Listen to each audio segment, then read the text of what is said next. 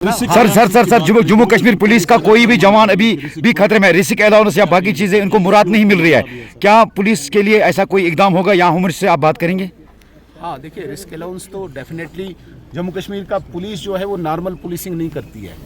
हम कहेंगे कि जैसे पंजाब, हरियाणा, मध्य प्रदेश या उड़ीसा में पुलिस वाला पुलिसिंग करता है, चोर को पकड़ता है, डकैतों को पकड़ता है, सिर्फ इतना ही काम जम्मू कश्मीर पुलिस को है। सबसे बड़ा काम जो जम्मू कश्मीर पुलिस को वो है CI का, काउंटर इंसर्जेंसी का है। यहाँ पे आतंकवाद के साथ लड़ रहे हैं, यहाँ पे अलगाववाद के साथ लड़ रहे हैं। तो एक नॉर्मल पुलिसिंग के साथ साथ जम्मू कश्मीर पुलिस एक बहुत बड़ा काम करती है।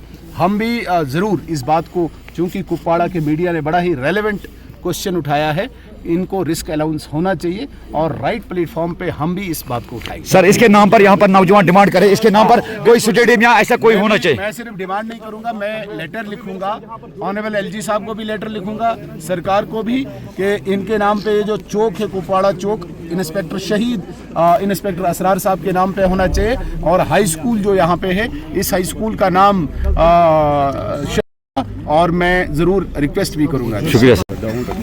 देखिए, 14 नवंबर रात को 11:20 पर जो बडगाम नौगाम पुलिस स्टेशन के अंदर एक विस्फोट हुआ, एक ब्लास्ट हुआ, और इनिशियली लगा कि कोई हमला हो सकता है, लेकिन जब पुलिस के ऑफिसर्स ने इस पर वजाहत किया कि ये एक एक्सीडेंटल ब्लास्ट है, तब जाके सबको मालूम हुआ कि ये वो मटेरियल है जो फरीदाबाद में रिकवर हुआ था। और चूंकि एक initial FIR Nowgam police station में लगी थी, इसीलिए इस मटेरियल को यहीं पे लाया गया था। सील कर रहे थे, और जितना हमें इन्फॉर्म किया गया, FSL की टीम, क्राइम ब्रांच की टीम, लोकल पुलिस की टीम और सिविलियन, चाहे उसमें एक टेलर मास्टर था, एक नंबरदार था और रेवेन्यू के कुछ ऑफिसर्स थे, सब उस वक़्त इसको जांच कर रहे थे और सील कर रहे थे। उसी में ये इंसिडेंट हुआ जिसमें लगभग 10 जाने गई और 28 के आसपास लोग इंजर्ड हैं। हम आज सुबह उजाला सिग्नेस हॉस्पिटल पर असरार साहब के घर आए। इनके वालिदैन से, इनके माता पिता और इनके जो फैमिली मेंबर्स हैं, इनको ये दुख सहने की शक्ति। सुनील शर्मा जी, क्या डिसीजन फैमिली को यहाँ पर नौकरी मिलनी चाहिए? डेफिनेटली लोकल्स डिमांड कर रहे हैं कि 10 लाख से कुछ नहीं होगा। मैं कहता हूँ कि बहुत छोटी बात हम कह रहे हैं, नौकरी से भी बढ़कर इनको मिलना चाहिए और नौकरी मिल रही है इनको। इसमें हम भी मतलब पुरजोर एक प्रयास कर रहे हैं। LG साहब ने ऑलरेडी क्लियर किया है, ये इनका हक है, ये कोई एहसान नहीं है इन पे। इन्होंने इस मुल्क के लिए जान दी है, और वैसे भी रूटीन में भी अगर किसी की डेथ होती है तो असर वहाँ मिलता है। इन्होंने तो ऑलरेडी वतन के लिए, मुल्क के लिए जान दी है। इनकी नौकरी, इनका जॉब एक हक है और इनको मिलेगा, पक्का मिलेगा। हाँ, जो 10-10 लाख रुपया in addition to their own जो कंपनसेशन होता है वो अनाउंस किया है।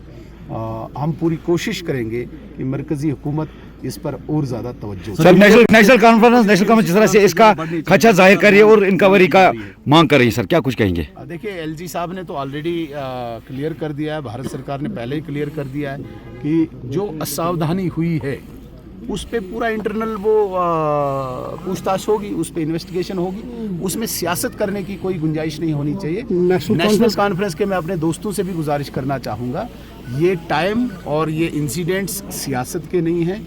हम इन परिवारों के साथ खड़े रहें।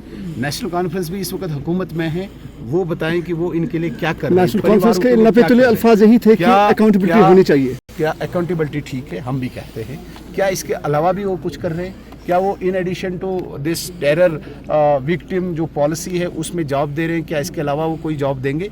वो वजाहत करें इस बात का। सिर्फ सियासत करना और इन इंसिडेंट्स पे सियासत करना हमारा फ़र्ज़ है क्या? क्या हम कुछ कर सकते हैं? भाई, आपको हुकूमत में लाया गया है, आप पर लोगों की इस वक्त उम्मीदें हैं, क्या कर रहे हैं आप बताएं ना। आपके ख़जाने में पैसा इन लोगों के लिए होना चाहिए था, आपके पास नौकरियां हैं, और एक एडिशनल दीजिए ना। आप देखेंगे हम तो सिर्फ सियासत